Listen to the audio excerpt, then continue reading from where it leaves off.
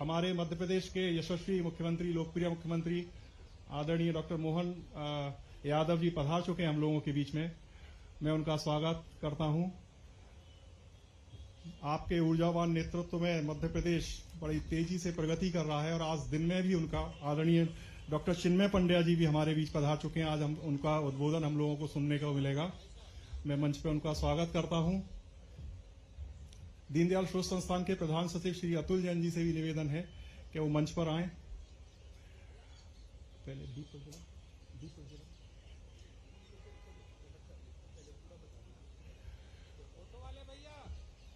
चौथा नानाजी स्मृति व्याख्यान विवाद मुक्त गांव विकास के सोपान न्यायमूर्ति डॉक्टर चंद्रशेखर धर्माधिकारी जी ने किया था।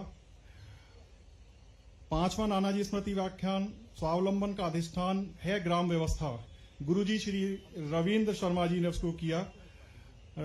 आदरणीय डॉक्टर कृष्ण गोपाल जी ने उसकी अध्यक्षता की।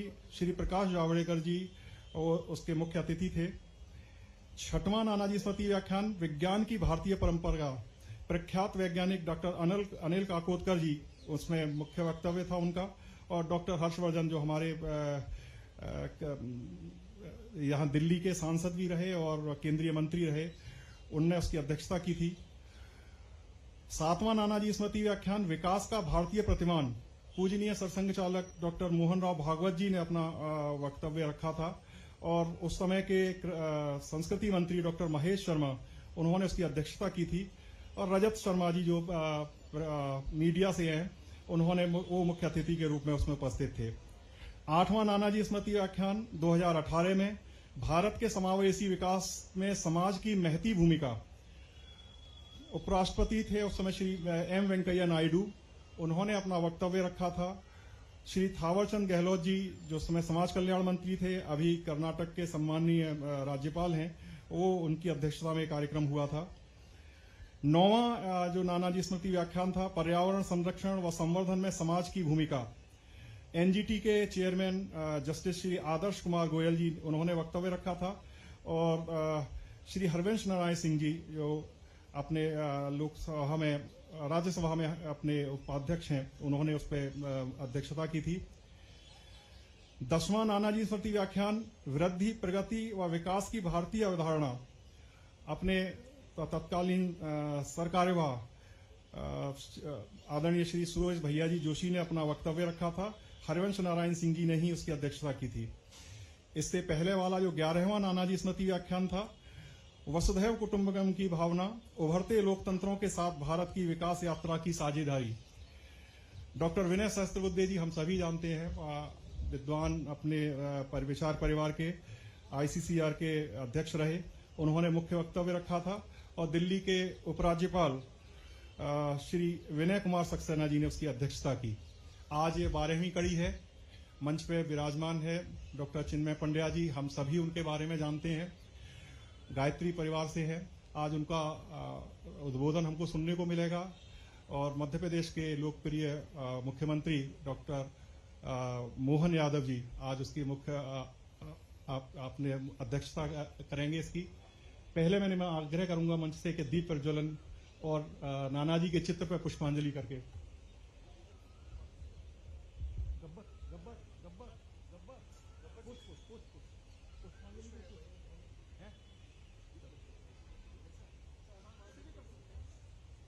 आप आओ भैया। मैं आग्रह करूंगा अभय भैया से, दीनदयाल शोध संस्थान के संगठन सचिव श्री अभय महाजन जी से। अभय भैया,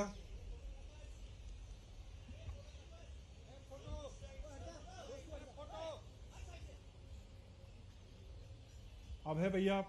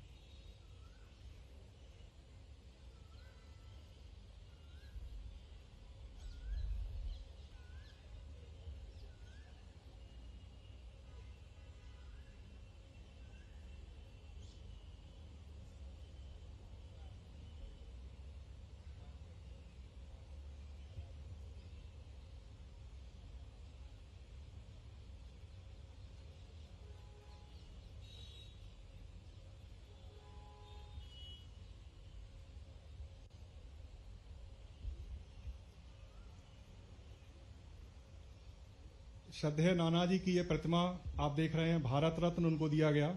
पद्म विभूषण और भारत रत्न ऐसा सम्मान पाने वाले नाना जी, हम लोगों को उनके साथ काम करने का मौका मिला है, इसके लिए हम ईश्वर का बहुत बहुत धन्यवाद करते हैं। ये जो प्रतिमा है नरेश कुमावत जी प्रख्यात अपने मूर्तिकार हैं, उन्होंने बनाई, यानी भारत रत्न के अंदर ही नाना जी उसमें आपको दिखाई दे रहे हैं।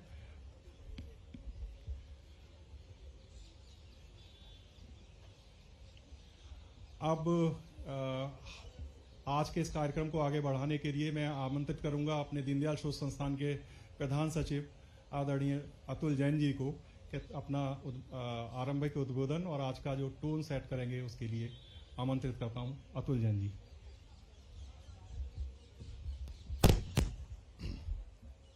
आप सभी को सादर नमस्कार।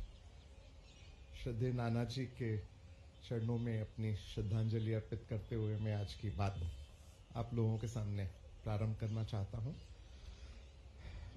आज सुबह से ही हम लोगों को मध्य प्रदेश के आदरणीय मुख्यमंत्री जी डॉक्टर मोहन यादव जी का सानिध्य मिल रहा है। सुबह एक सेमिनार इसी टॉपिक पर यहाँ रहा, उस बारे में मैं आगे आपको बताता हूँ। आपका बहुत बहुत स्वागत। आप सुबह से हम लोगों को काफ़ी समय दे रहे हैं, उसके लिए दीनदयाल शोध संस्थान आपका आभारी भी है। डॉक्टर चिन्मय पंड्या जी, नाम से हम बहुत सब लोग परिचित जरूर होंगे। उनका एक और वो है रूप जो मैं आपके सामने रखता हूँ। आप आज मुख्य वक्ता हैं। कई बार ऐसा लगता होगा कि डॉक्टर चिन्मय पंड्या जी को इस AI जैसे विषय पर बोलने के लिए हमने क्यों आग्रह किया, निमंत्रित किया, तो इसलिए मैं आप लोगों को थोड़ा सा उनका एक परिचय देना चाहता हूं, क्योंकि मुख्य वक्तव्य भी उन्हीं का रहने वाला है। डॉक्टर चिन्मय पंड्या जी गायत्री परिवार के प्रमुख हैं, हम सब जानते हैं। हरिद्वार में जो देव संस्कृति विश्वविद्यालय है, आप उसके प्रो वाइस चांसलर हैं। पेशे से आप साइकेट्रिस्ट हैं, प्रैक्टिसिंग साइकेट्रिस्ट भी हैं, और आयुर्वेद और वैदिक चिकित्सा में आपका बहुत अच्छा अध्ययन भी है और उसको प्रैक्टिस करते हैं। लेकिन उसके साथ में AI जैसा विषय, बहुत टेक्निकल विषय और जो आजकल की दृष्टि से देखें तो बहुत महत्वपूर्ण और टॉपिकल भी है, तो उसके लिए यूनाइटेड नेशंस का एक कमीशन है, UN commission for faith and artificial intelligence. आप उसके डिस्टिंग्विश्ड कमिश्नर हैं, पूरे एशिया को आप रिप्रेजेंट करते हैं। आप यहाँ पधारे, आपका बहुत बहुत आभार, बहुत बहुत स्वागत। आप सब लोग यहाँ पधारे, आपका बहुत बहुत स्वागत। आज सुबह जो सेमिनार था इस विषय पर, उसमें एक हमने छोटी सी फिल्म से उसका टोन सेट की थी, अभी आपको दिखाएंगे। उससे पहले मैं आपको एक चीज छोटी सी ये बताना चाहता हूँ कि डॉक्टर मोहन यादव का सुबह हमको एक बहुत विद्वतापूर्ण, बहुत शॉर्ट, लेकिन पूरे इस विषय को एक ही दृष्टांत में समेटते हुए उद्बोधन सुनने को मिला था। मैं उनसे निवेदन करूंगा कि जब आपका हम लोग निवेदन करेंगे तो उसको एक बार सबके सामने हम सुनाएंगे, क्योंकि वो बहुत एक सिलेक्टेड अलग किस्म का गैदरिंग थी उस समय सेमिनार के लिए, तो वो हम आपसे बाद में उसका निवेदन करेंगे ही। उससे पहले आपको छोटा सा परिचय आज के दीनदयाल शोध संस्थान द्वारा आयोजित जो लेक्चर सीरीज है उसके बारे में अमिताभ जी ने दिया। उससे पहले आप श्रद्धेय नाना जी के बारे में एक डॉक्यूमेंट्री देख चुके हैं, जिसमें श्रद्धेय नाना जी का आपको पूरा परिचय मिल चुका है। दीनदयाल शोध संस्थान का परिचय, दीनदयाल शोध संस्थान की गतिविधियों का परिचय, वो सब मिल चुका है। और इससे पहले कि मैं एक अपना थोड़ा सा टोन सेट करूं, एक छोटा सा निवेदन ये है कि कल राम जन्म नवमी के उस पर अवसर पर अपने डॉक्टर चिन्मय पंड्या जी का जन्म दिवस भी है, तो हम सब उनको बधाई स्वरूप और कुछ छोटा सा एक उपहार में माननीय मुख्यमंत्री जी से निवेदन करूंगा कि आप उनको भेंट करेंगे।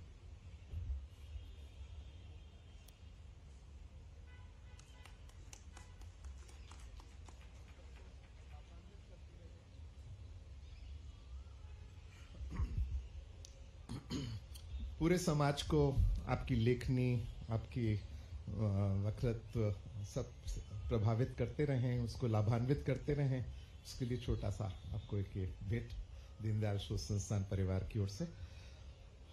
सुबह के सत्र में जिसमें बहुत सारे ओपिनियन मेकर्स और पॉलिसी मेकर्स, अपने जो मिनिस्ट्री ऑफ इंफॉर्मेशन टेक्नोलॉजी के minister of state Shri Jitin Prasada ji भी मौजूद थे। RIS के director general professor Sachin Chaturvedi जो इसका पूरे प्रोग्राम का एक कंसीव करने वाले लोगों में हमारे साथ शुरू से जुड़े, और डॉक्टर अनिल कोठारी जी जो MPCST काउंसिल जो है उसके आप भी डायरेक्टर जनरल हैं, आप थे। बहुत सारे विद्वान, प्रोफेसर VK सारस्वत जी योजना आयोग के सदस्य, और इससे हमारे साथ में बहुत सारे विद्वान जुड़े जिन्होंने अपने विषय को इस तरीके से रखा। लेकिन दीनदयाल शोध संस्थान ने ये क्यों चुना विषय, उसका एक छोटा सा बहुत छोटी सी क्लिप है। माननीय मुख्यमंत्री जी पहले ही देख चुके हैं, तो मैं आपसे चिन्मय जी से निवेदन करूंगा कि थोड़ा कष्ट होगा जब उसको गर्दन को, आप बैठिए बैठिए वहीं बैठ के देखिएगा, आप नहीं बैठिए नहीं वहीं बैठेगा ना, ऐसा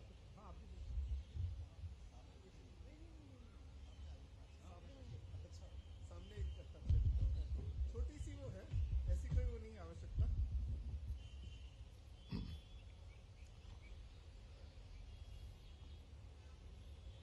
अंशुमान इसको रन करेंगे, नहीं कोई नहीं। Anshuman voice sound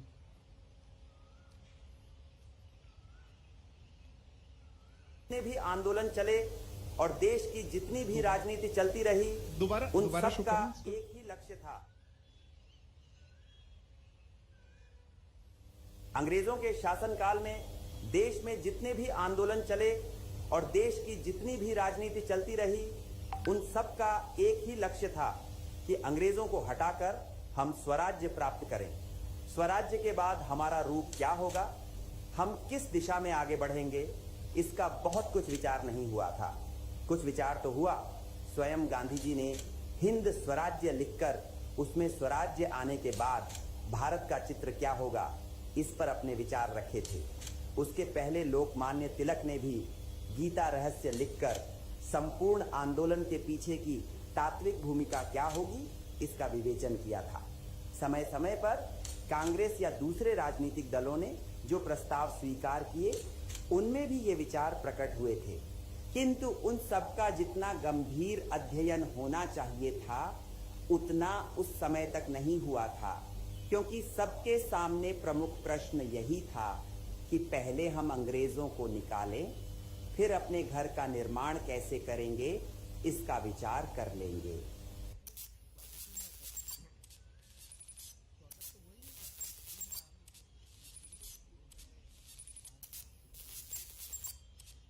One man with total control of billions of people's stolen data, all their secrets, their lives, their futures. In case you couldn't tell, this is not Mark Zuckerberg. The video is what's known as a deepfake, a term used to describe synthesized media created by artificial intelligence. To address their concerns, their hopes, and their dreams. Viral video में आप देखेंगे कि car से उतरने के बाद अमिताभ बच्चन के आसपास उनकी सुरक्षा के लिए लोग खड़े हैं और अचानक वहां से भाग निकलते हैं। जैसे वीडियो सामने आया, लोग हैरान हैं और जानने की कोशिश कर रहे हैं कि ऐसा क्यों हुआ।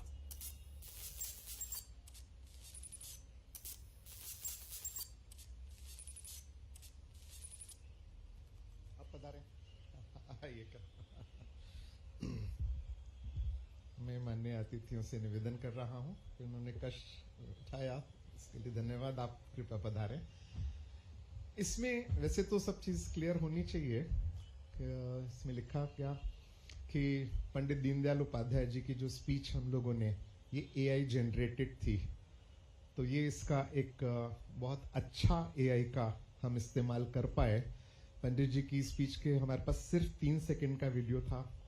पंडित जी की किसी अन्य स्पीच का उसमें से वॉइस सैंपल हम लोगों ने AI से कैप्चर करके उसमें जो उनके ओरिजिनल लेक्चर्स थे उसको इम्पोज करके एक बनाया। और ये अब 4 लेक्चर्स की एक सीरीज 22, 23, 24, 25 को, क्योंकि उसके 60 वर्ष हो रहे हैं एक आत्म मानव दर्शन का जो उन्होंने एनकैप्सुलेट किए थे जिन 4 लेक्चर्स के माध्यम से, उनके माध्यम से उसको पूरा रिलीव करने के लिए, उसको रिविजिट करने के लिए AI का एक हमने इस्तेमाल करने का प्रयास किया।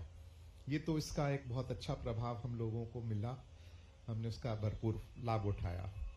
उसका दुष्प्रभाव आपने दूसरी क्लिप में देखा। हमारे सबके दिलो दिमाग पर आजकल व्हाट्सएप, फेसबुक और सारे इस तरीके के सोशल मीडिया पूरा प्रभाव रखे हुए हैं, प्रभुत्व जमाए। उसके फाउंडर, उसके ओनर, उसके CEO मार्क जुकरबर्ग खुद उसके विक्टिम AI के किस तरीके से बने, उनकी बातों को किस तरीके से तोड़ मरोड़ कर पेश किया गया, ये भी हम लोगों ने एक नमूना देखा। किस तरीके से डिग्नेटरीज जैसे अमिताभ बच्चन वाला देखा, जैसे ट्रंप का देखा हमने, किस तरीके से उन लोगों के साथ में छेड़खानी हुआ करती है उनकी बातचीत और उनके वीडियोस का, ये सब। और ये तो बहुत छोटे और ऐसे एग्जाम्पल्स हैं, आप लोगों के साथ में सबके पास में हर रोज बहुत सारे आते रहते होंगे। इसलिए दीनदयाल शोध संस्थान ने जब डेवलपमेंटल इश्यूज पर हम लोग काम करते हैं तो हम सोशल इश्यूज पर भी साथ में काम करते हैं। उसमें से हम लोगों के ध्यान में आया कि कुछ विशेषज्ञों को, कुछ सोशोलॉजिस्ट्स को, ओपिनियन मेकर्स, डिसीजन मेकर्स और इन सबको, पॉलिसी मेकर्स सबको सुना जाए, उसमें से कुछ निचोड़ निकाल कर काम करने की कोशिश की जाए। उसके लिए आज दिन भर का एक सेमिनार था। मैं उस सेमिनार के बारे में छोटा सा एक रिपोर्ट के लिए प्रोफेसर सचिन चतुर्वेदी जी को निमंत्रित करूंगा कि वो उसका एक इवेंट का छोटा सा आपके सामने वृत्तांत रखेंगे। और उसके बाद में, मगर उससे पहले एक क्षमा करें, आइए आइए प्लीज आइए, लेकिन एक स्वागत की कड़ी जो रह गई थी उसके लिए आप आइए, ऊपर आइए।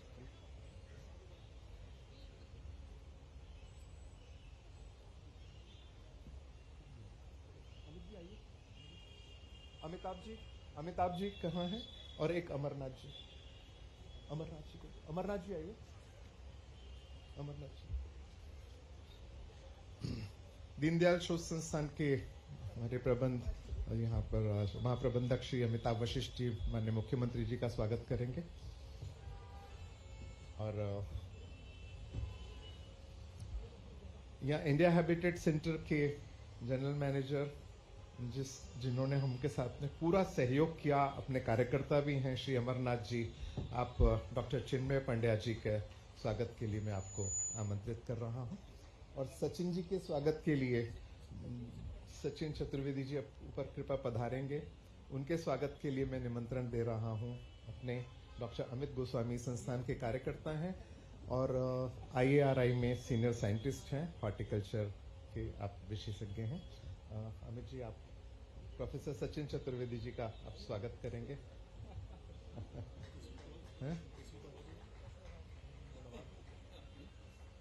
बढ़वा दो।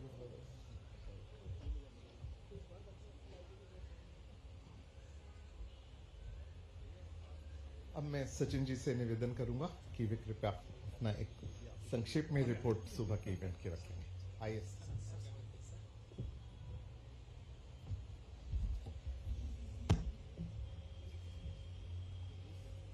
मध्य प्रदेश के आदरणीय यशस्वी मुख्यमंत्री जी मोहन यादव जी, डॉक्टर पंड्या जी, हम सभी आपको सुनने के लिए बहुत उत्सुक हैं।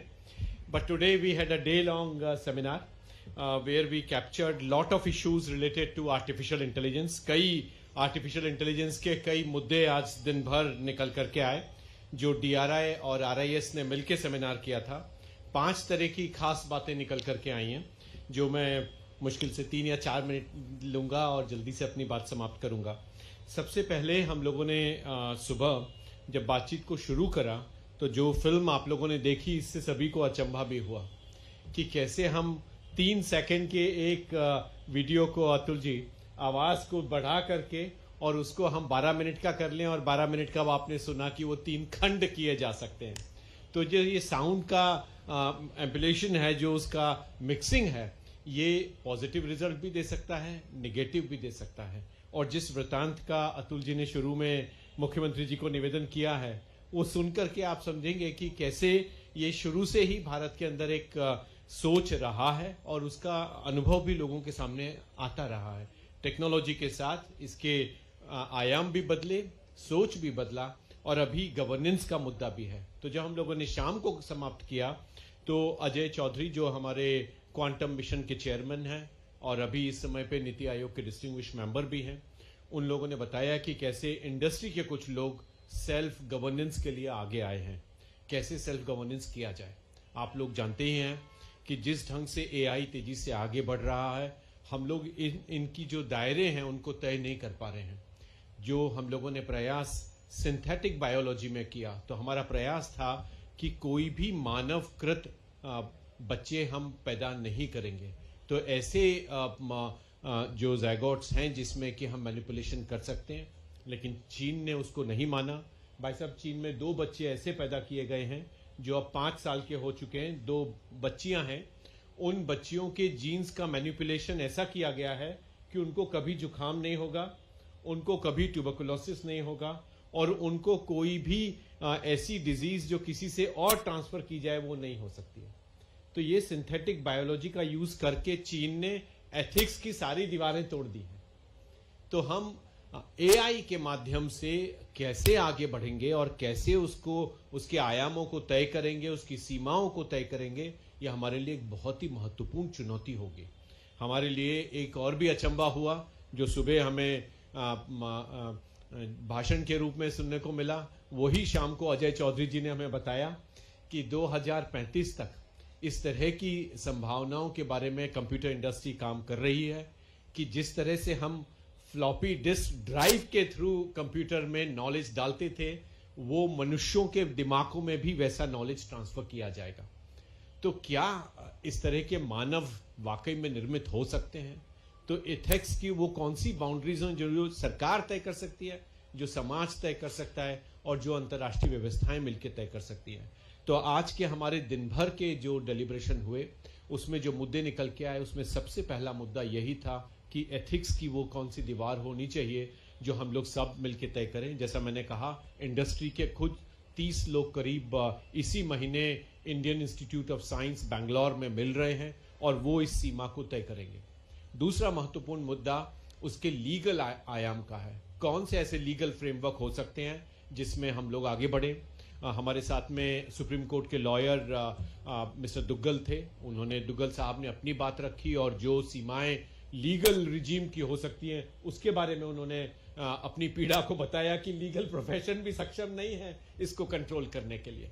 उसके बाद तीसरा मुद्दा जो महत्वपूर्ण था वो लोगों की अवेयरनेस है, क्योंकि एक मुद्दा जहां हम देख रहे हैं फ्रॉड हो रहे हैं, फाइनेंशियल फ्रॉड हो रहे हैं, टेक्नोलॉजी के साथ फ्रॉड हो रहे हैं, क्या इसका हम पॉजिटिव यूज भी कर सकते हैं? तो कई बैंक अभी इस बात में देख रहे हैं कि कौन लोग अपनी कर्ज की राशि समय पे नहीं चुका रहे और क्या वो लोग एनपीए बनाने में बैंकों को मुश्किल खड़ी कर सकते हैं। तो ये एनपीए के रूप में जो मुश्किल खड़ी होंगी, क्या एआई के पॉजिटिव डायमेंशंस भी हो सकते हैं। तो ये 4 महत्वपूर्ण मुद्दे आज हम लोगों के चर्चा में लगातार आए। उसके कई आयाम भी रहे, कई एजेंसीज के लिए भी थे, रिसर्च इंस्टीट्यूशंस के लिए भी थे और उन लोगों के लिए भी जो टेक्नोलॉजी के सामाजिक सरोकारों पर काम कर रहे हैं। इसमें हमारे अंतर्राष्ट्रीय संबंध भी हैं, राज्य सरकारों के और केंद्र सरकार के संबंध भी हैं, और जो बड़ी संख्या में डेटा इकट्ठा हो रहा है, मध्य प्रदेश तो स्वयं नेतृत्व दे रहा है जहां हम टेक्नोलॉजी के माध्यम से गवर्नेंस की बात कर रहे हैं, सुशासन की बात कर रहे हैं, वहां टेक्नोलॉजी के माध्यम से हम लोग काम कर रहे हैं। तो ऐसे कई महत्वपूर्ण आयाम हमारे सामने हैं जिसके बारे में हमें सोचना है। और आज का ये जो हम भाषण सुनेंगे डॉक्टर पंड्या जी का, मैं समझता हूं कि यूनेस्को के साथ भारत को और तेजी से काम करने की आवश्यकता है। अमेरिका ने सीधा कहा है कि उनका एआई की गवर्नेंस में कोई विश्वास नहीं है, यूनेस्को को उन्होंने सपोर्ट भी बंद किया है। मुझे लगता है कि कई ऐसे आयाम हो सकते हैं जहां और भी ऐसे ही चिंतनों की आवश्यकता है। धन्यवाद।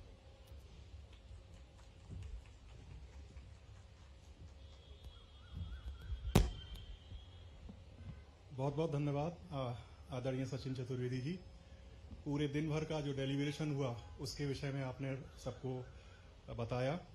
अब आज जिसके लिए हम लोग यहाँ समवेत हुए हैं, मैं आग्रह करूँगा डॉक्टर चिन्मय पंड्या जी से कि वो आएँ और अपने उद्बोधन से हम लोगों को इस विषय के विषय में प्रेरित करें। आदरणीय डॉक्टर चिन्मय पंड्या जी।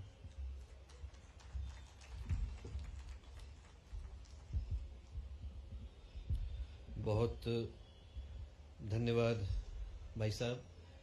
मित्रों, परम पूज्य गुरुदेव परम वंदनीय माता जी की दिव्य उपस्थिति को साक्षी मानते हुए माँ गायत्री के पावन मंत्र के साथ में अपनी बात को आरंभ करना चाहता हूँ। माँ गायत्री का ये पावन मंत्र भारतीय संस्कृति की आधारशिला के रूप में विख्यात है।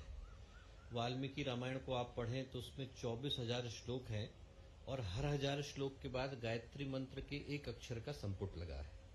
स्वयं भगवान के मुंह से निकला गायत्री छंद सामहम, छंदों में मंत्रों में मैं माँ गायत्री हूँ। और आचार्य शंकर ने और किसी मंत्र का अनुदन न किया, पर एक मंत्र का भाष्य करते समय में लिखा ओम अत्र गायत्री सावित्री सर्व वेद सारम गायत्री इति। सारे वेदों का सार आकर के गायत्री के मंत्र के अंदर प्रतिष्ठित हो गया है, समाहित हो गया है। धर्मशास्त्रों की दृष्टि से देखें, अध्यात्म वेदताओं की दृष्टि से देखें, ऋषि मुनि चिंतकों की दृष्टि से देखें तो जो गायत्री का मूल्य है वो तो सर्वविदित है, पर यदि आज के विषय की दृष्टि से भी देखें तो जो गायत्री का मूल्य है वो शतगुणित हो जाता है। आर्टिफिशियल इंटेलिजेंस का अर्थ इतना ही है कि कंप्यूटर के अंदर उस शक्ति का प्रवेश जिसको हम मानवीय मेधा के समकक्ष पाते हैं, उस इंटेलिजेंस का प्रवेश। पर जो गायत्री का मंत्र है, बुद्धि तो आप कंप्यूटर के अंदर भी ला सकते हैं, पर धीमहि इंसान के भीतर ही आती है। जो गायत्री का मंत्र है उसमें हम एक शब्द प्रयोग करते हैं, कहते हैं धीमहि, और जो धीमहि शब्द है उसके पीछे की कहानी बड़ी प्यारी है।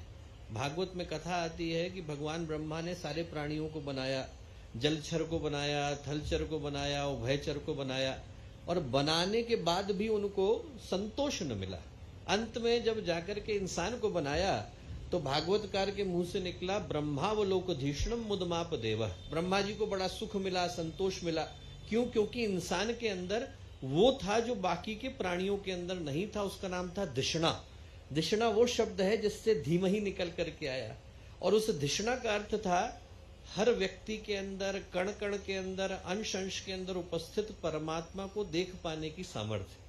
बुद्धि संभवतया कंप्यूटर भी ले सकता है, पर धीमहि इंसान ही ले पाता है। इसलिए उस शक्ति से प्रार्थना करते हैं, उससे अभ्यर्थना करते हैं जो हमें धीमहि प्रदान करती हैं, सद्ज्ञान देने वाली देवी, सद्भाव सद्कर्म सत्प्रवृत्ति देने वाली देवी। एक बार स्थिर चित्त शांत मन के साथ माँ गायत्री का पावन मंत्र साथ साथ। ओम भूर्भुवः स्वः तत्सवितुर्वरेण्यं भर्गो देवस्य धीमहि धियो यो नः प्रचोदयात्।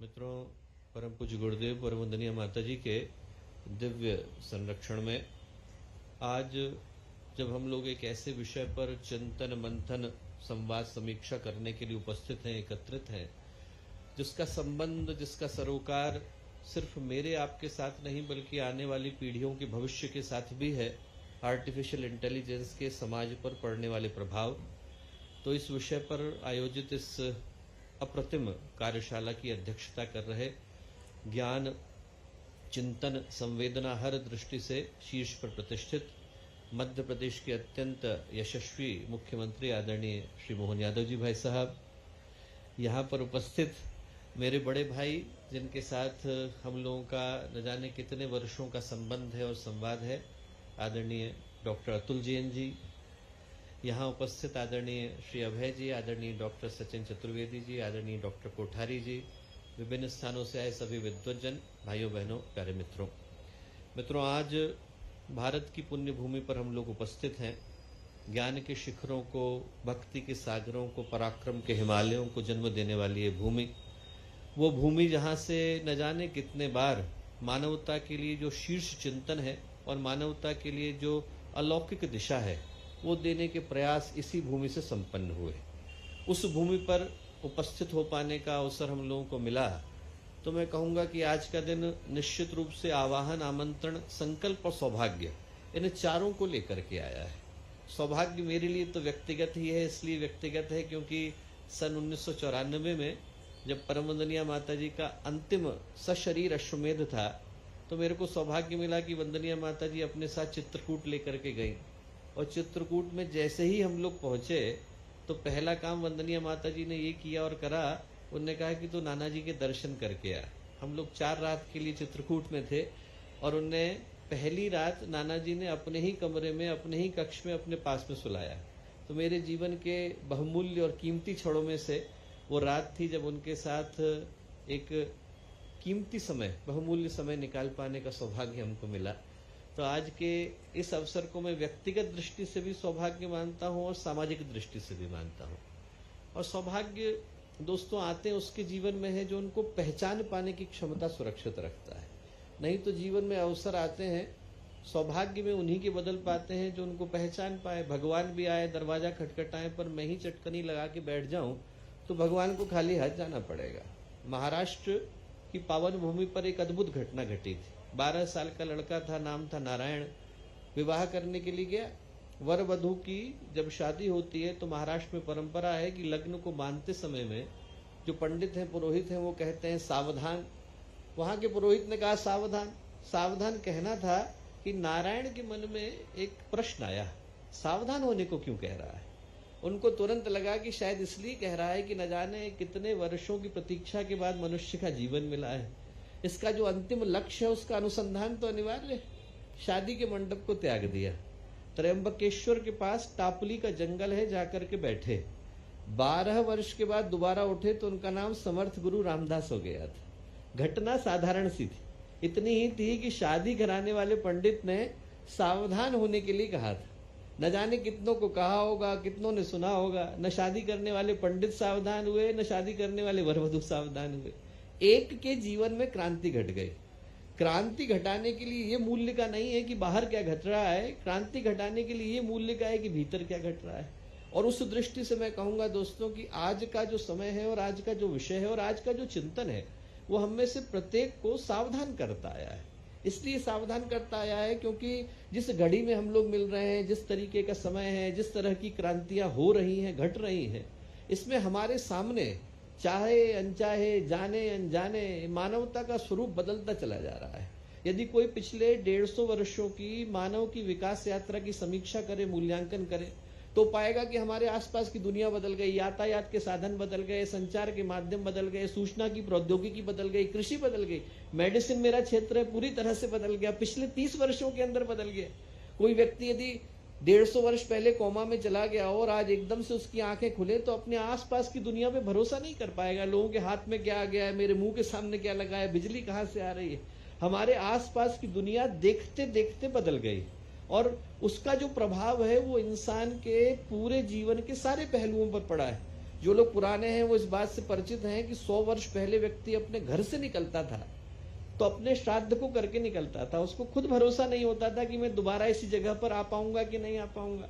लोग जाते थे तो श्राद्ध करके निकला करते थे। घर से निकले हैं तो रास्ते में जंगली जानवरों का खतरा होगा, डाकुओं का भय होगा, रास्ते कट जाते थे। जब बरसात का मौसम आता था तो नदियां उफान पर आ जाती थी, लोगों को 4-4 महीने एक ही जगह पर रुकना पड़ता था। तो वो समय था जब व्यक्ति अपने घर से जाता था तो अपना श्राद्ध करने के बाद निकला करता था। आज यदि मैं शाम के 6 बजे तक हरिद्वार में काम करूं, 3 घंटे गुजार करके दिल्ली आऊं, रात को चेक इन करूं, सुबह की 1 बजे की एयर इंडिया की फ्लाइट लूं, 6 बजे लंदन में लैंड करूं, 10 बजे जाकर के वहां सुबह के यज्ञ में उद्बोधन दूं, 2 बजे कार्यकर्ता गोष्ठी करूं, शाम का दीप यज्ञ करूं और रात के 11 बजे की फ्लाइट पकड़ करके दोबारा आ जाऊं, तो लोगों को पता भी नहीं चलता है कि रात के वक्त में यहाँ नहीं थे, कहीं और चले गए। हमारे आसपास की दुनिया चाहे हम चाहें चाहे न चाहें, mark Anderson, the first person who created the software, he said a wonderful thing in 1962. He said in 100 next years the world would be divided into 2 kinds of people. 2 तरीके के लोगों में दुनिया बदल जाएगी। एक तो वो होंगे जो टेक्नोलॉजी को चला रहे होंगे और एक वो होंगे जो टेक्नोलॉजी से चल रहे होंगे। आज हमारे आसपास की दुनिया चाहे अनचाहे उसी तरीके की दुनिया में बदल गई। एक ऐसी क्रांति के दौर में हम लोग जी रहे हैं दोस्तों, जहां पर हमारे जीवन का प्रत्येक पक्ष, हमारे जीवन का प्रत्येक पहलू एक तकनीकी के माध्यम से नियंत्रित भी हो रहा है, कंट्रोल भी हो रहा है, प्रभावित भी हो रहा है। और उन क्रांतियों के दौर में एक क्रांति बड़े दबे भाव आई जिसको हम लोग आर्टिफिशियल इंटेलिजेंस कह करके पुकारते हैं। और आर्टिफिशियल इंटेलिजेंस की जो प्रभाव है दोस्तों, जिस पर मुझे बोलने के लिए कहा गया, वो शुभ भी है, शुभ भी है, अच्छे भी है, बुरे भी है। भगवान ने गीता में कहा है कि धूमे न व्रेते अग्नि यथा दर्शो मलेन च। जहां आग है वहां धुआं है, जहां शीशा है वहां धूल है, जहां शुभ है वहां अशुभ है, जहां उतार है वहां चढ़ाव है, जहां धूप है वहां छाव है। तो इसके दोनों ही पक्ष हैं। ऐसा नहीं कि पूरे अशुभ है और ऐसा भी नहीं कि पूरे शुभ है। यदि शुभ की दृष्टि से हम लोग मूल्यांकन करके देखें तो एक जो अद्भुत घटना घटी है एआई के आने के साथ, वो ये है कि एक्सेसिबिलिटी बढ़ गई, इंफॉर्मेशन इजीली एक्सेसिबल हो गई। 1987 की घटना मैं आपको बताता हूं। स्वामी विवेकानंद ने एक कविता लिखी, वेक अप द मॉन्ग, और उसका ट्रांसलेशन सूर्यकांत त्रिपाठी निराला ने भी किया, मैथिली शरण गुप्त ने भी किया, रामधारी सिंह दिनकर ने भी किया। 1987 में 3 शहर, हरिद्वार, रुड़की, देहरादून, 3 शहर की 20 लाइब्रेरियां और 20 दिन हम लोग भटकते रहे। आज की तरह का समय नहीं था, आप जाएंगे तो आपको पता नहीं, आपको न जाने कितनी किताबें ढूंढनी पड़ती थी, और उसके बावजूद ये संभव है कि उस किताब को कोई और इशू करा के ले गया। तो एक ही किताब को ढूंढने के लिए हम लोगों को 20 दिन लगे, तब भी वो कविता पूरी तरह से प्राप्त नहीं हो पाई। अभी आप चैट जीपीटी से पूछ करके देखिए, आपको विद इन ए सेकेंड तीनों के तीनों ट्रांसलेशन उपलब्ध भी हो जाते हैं, अवेलेबल भी हो जाते हैं। एकदम आपको पता चल जाता है कि सूर्यकांत त्रिपाठी निराला, तोड़ो कारा तोड़ो उनका लिखा हुआ था, आदर गुलाम पाए या कोड़ों की मार खाए, वो सदा गुलाम रहेगा, कालिक का तिलक लगाए, स्वातंत्र किसे कहते हैं वो जान नहीं है सकता। बड़ी प्रसिद्ध कविता है, उसको ढूंढने में हम लोगों को 20 दिन लगे, आज तुरंत उपलब्ध हो जाती है। हमारे आसपास की जो दुनिया है दोस्तों, उसकी एक्सेसिबिलिटी के कारण ये स्थिति है कि सारी चीजें आपकी फिंगर टिप पर आ गई। आप यदि चाहे गूगल का जेमिनाई यूज करें या फिर सैमसंग का मेटा करें, आपकी जो सर्चिंग है वो पूरी तरह से एआई के द्वारा हो रही है। आप अपनी टिकट को बुक करेंगे, एआई के द्वारा हो रही है। आप अपने पेमेंट को करेंगे, एआई के द्वारा हो रही है। आप जैसे ही रिटेल में जाएंगे, एआई के द्वारा हो रही है। व्यक्ति महसूस नहीं कर पाता। बीबीसी, टाइम्स, न्यूज़वीक, राइटर्स और वायर्ड, इनके एक दिन के 60,000 articles are being written by the AI itself. आप कहीं पर उठा करके देंगे 60,000 आर्टिकल प्रत्येक दिन आर्टिफिशियल इंटेलिजेंस लिख रहा है, छाप रहा है, हम लोग पढ़ रहे हैं। 2024 से लेकर 2030 के मध्य में $2 ट्रिलियन, अभी इंडिया की इकोनॉमी 1 ट्रिलियन नहीं पहुंची है, $2 ट्रिलियन के कॉन्ट्रैक्ट एआई कंपनीज को सिर्फ सॉफ्टवेयर लिखने के लिए दिए गए। पिछले साल की प्रसिद्ध मूवी उठा करके देखें, फ्रॉस्ट, एआई से जनरेटेड है। पिछले साल का प्रसिद्ध गीत उठा करके देखें, ब्रोकन नियॉन, एआई जनरेटेड है। सैमसंग ने जिस टेक्नोलॉजी को लिया, रशिया यूक्रेन में जो ड्रोन जाकर के गिर रहे हैं, एआई ड्रिवन है। आप यदि सिंगापुर में जाएंगे, जापान में जाएंगे, तो आपके उतरने से लेकर बाहर निकलने तक आपका इमिग्रेशन एआई कर देता है, आपके पासपोर्ट पर स्टैंप एआई लगा देता है। हमें पता नहीं चलता दोस्तों, पर हमारे आसपास की दुनिया, चाहे हम चाहें या न चाहें, एआई के गिरफ्त में आ चुकी है या आती चली जा रही है, और शुभ परिणाम है। मैं मेडिकल क्षेत्र से हूं, तो मेडिकल केयर की दृष्टि से आपको बताता हूं। नोलन डार्बा, इस व्यक्ति का नाम पता नहीं आपने सुना नहीं सुना, 21 साल के थे, पैरालिसिस हो गई, उनके दोनों हाथ और दोनों पैर उनने काम करना बंद कर दिया, क्वाड्रिप्लेजिक हो गए। अभी 8 साल के बाद जब एआई की ब्रेन चिप लगाई गई, तो 1 दिन लगा उस व्यक्ति को चलने के लिए। एआई के ब्रेन चिप के माध्यम से उसने चलना शुरू कर दिया। अब यदि आप लोग अपने अपने फोन के अंदर सर्च करके देखें, तो बी माई आईज एक ऐसी एप्लीकेशन है जिसके माध्यम से नेत्रहीन व्यक्ति, जिसको रात में दिखाई नहीं पड़ता, जिसको दृष्टि बाधिता है, नाइट ब्लाइंडेडनेस है, उन सबको चला पाना संभव है। ज़ेब्रा मेडिकल विजन को आप लें, आपके फोन के अंदर डाउनलोड करें, आप अपने पैर का एक्सरे बैठे बैठे फोन से कर सकते हैं, रेडियोलॉजिकल डायग्नोसिस कर सकते हैं, अर्ली इंटरवेंशन कर सकते हैं। तो नो डाउट एआई की यदि हम लोग उस दृष्टि से सोच करके देखें तो शुभ परिणाम है। पर जहां आग है वहां धुआं। यदि हम लोग धुएं की बात करें तो समस्या और भी ज्यादा गंभीर है। यदि हम अशुभ की दृष्टि से सोच करके देखें तो समय रहते उस पर नियंत्रण करने की आवश्यकता है। हेराक्लिटस का फेमस स्टेटमेंट है, if you are not interested in politics does not mean politics is not interested in you. If you are not interested in artificial intelligence, does not mean artificial intelligence is not interested in you. जो सबसे बड़ी चुनौती का विषय है कि जो AI के खतरे हैं उनसे 0.007% साइंटिस्ट ही ढंग से परिचित है। सामान्य व्यक्ति को तो आप छोड़ ही दीजिए।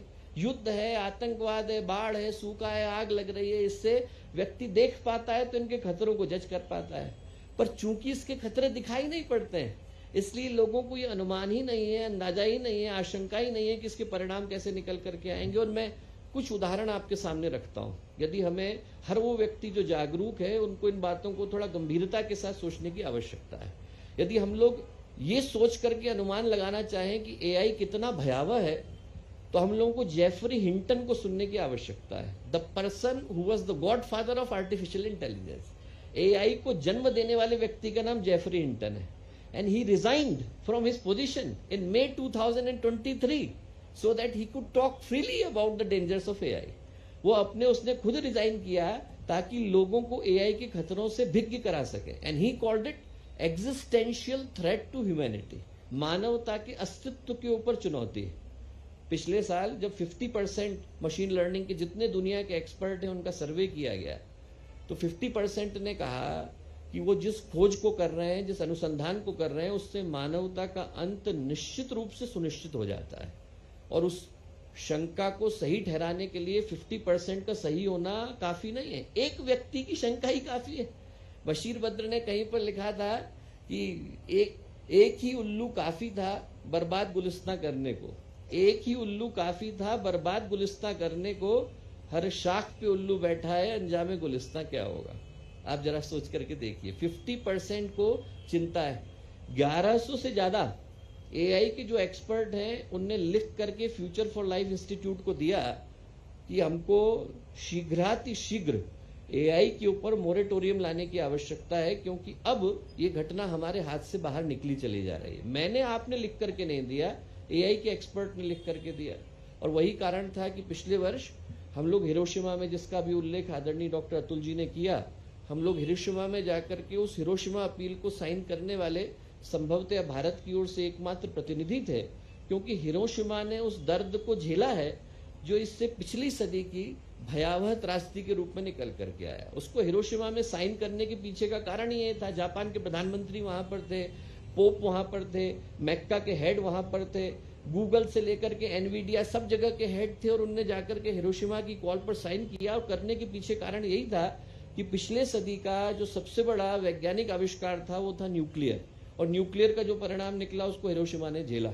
तो यदि इस सदी के सबसे बड़े आविष्कार के विषय में सोचे तो आर्टिफिशियल इंटेलिजेंस है, और उसके परिणाम पर समय रहते अंकुश नियंत्रण लगाने की आवश्यकता है।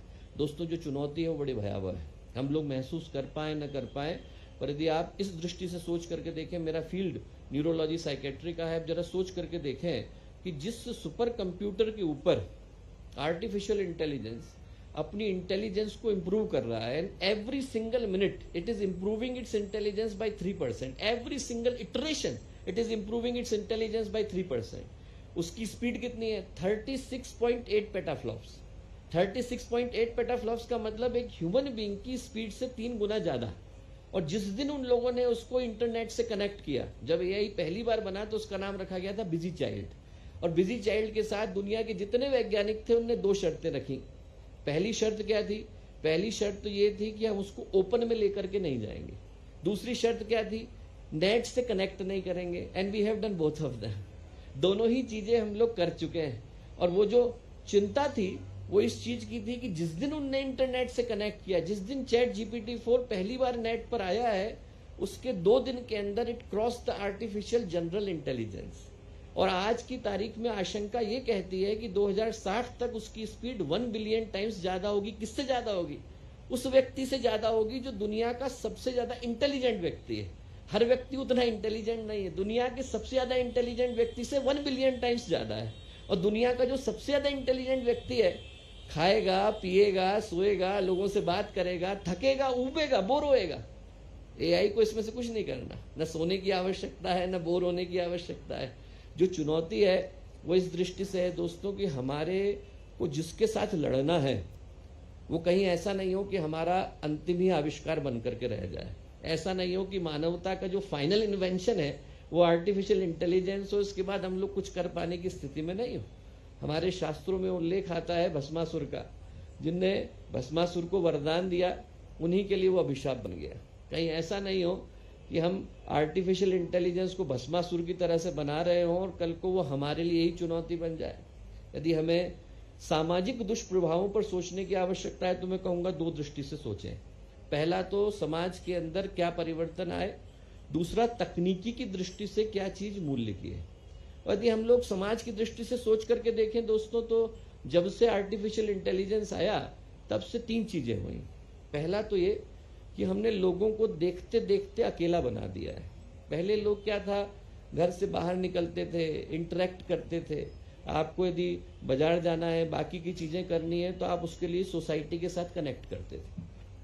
अब जब से हर चीज फोन के अंदर है, व्यक्ति की शादी भी वहीं हो रही है, रिलेशनशिप भी वहीं है, एजुकेशन भी वहीं है, ऑक्यूपेशन भी वहीं है, मार्केटिंग भी वहीं है, उसका पेमेंट भी वहीं है, आपकी टिकटिंग भी वहीं है और आपकी टिकट का बोर्डिंग पास भी वहीं है। जब से सारी चीजें आपके फोन के अंदर सिमट गई हैं, हमने हर व्यक्ति को जाने अनजाने अकेले में बदल दिया है। आज से 8 साल पहले ब्रुनेल यूनिवर्सिटी ने एक जोक के रूप में प्रोग्राम शुरू किया, how to talk to normal people, क्योंकि हर व्यक्ति चैटिंग कर रहा है। तो उन्होंने एक जोक के रूप में शुरू किया, how to talk to normal people, and 32 people applied for it. 32 लोगों ने तब भी अप्लाई किया क्योंकि व्यक्ति न चाहते हुए अकेला होता चला जा रहा है। इस भीड़ के बीच में हमने व्यक्ति को एक छोटे छोटे आइलैंड में बदल दिया। दूसरी समस्या क्या है? दूसरी समस्या ये है कि व्यक्ति इम्पेशेंट होता चला जा रहा है। पहले आप लोगों को चिट्ठी लिखिए, चिट्ठी जाती थी, लोग तसल्ली के साथ प्रतीक्षा करते थे कि ये चिट्ठी कहाँ जाएगी, और ये भी गारंटी नहीं थी कि वो सही जगह जाएगी भी कि नहीं जाएगी, पता नहीं किस पते पर एंड करेगी। और व्यक्ति तसल्ली के साथ प्रतीक्षा किया करता था कि वो चिट्ठी हमारे पास उत्तर लौट के आएगा। अभी व्यक्ति ने 1 टिक कर दिया है, चला गया, 2 टिक हो गया है, डिलीवर हो गया, वो 2 टिक ग्लू में बदल गया, तो आदमी इम्पेशेंट होने लग जाता है। वो तो फोन में से निकल नहीं सकता, नहीं तो निकल करके गला घोंट देगा। व्यक्ति का जो पेशेंस लेवल है वो हमारी आंखों के सामने जा रहा है, क्योंकि किसी भी क्षेत्र में काम करने के लिए सब प्रतिष्ठित लोग यहाँ पर बैठे हैं। आदरणीय मुख्यमंत्री जी हैं, आदरणीय अतुल जी हैं। आप पूछ करके देखें कि आप लोगों ने अपनी जिंदगी को एक उद्देश्य के लिए पूरी तरह से लगाया। अब व्यक्ति के पास उतना पेशेंस नहीं रह गया है। वो किसी चीज को आज करता है, कल परिणाम चाहता है, नहीं मिलेगा तो मैं बदलूंगा, चाहे वो समाज में रिश्ते हो और चाहे वो व्यक्ति की जॉब हो। व्यक्ति एक चीज पर पेशेंस के साथ बैठ पाने की स्थिति में नहीं। उसके जो मनोवैज्ञानिक प्रभाव है वो ये कि हम व्यक्ति को अकेला बना रहे हैं, हम व्यक्ति को इम्पेशेंट, अधीर बना रहे हैं। और हम क्या बना रहे हैं? हम व्यक्ति के अटेंशन लेवल को कम करते चले जा रहे हैं। बम्बार्डमेंट ऑफ इंफॉर्मेशन है, हमारे ब्रेन के पास इतनी ताकत ही नहीं है कि वो सारी इंफॉर्मेशन को तुरंत प्रोसेस कर सके।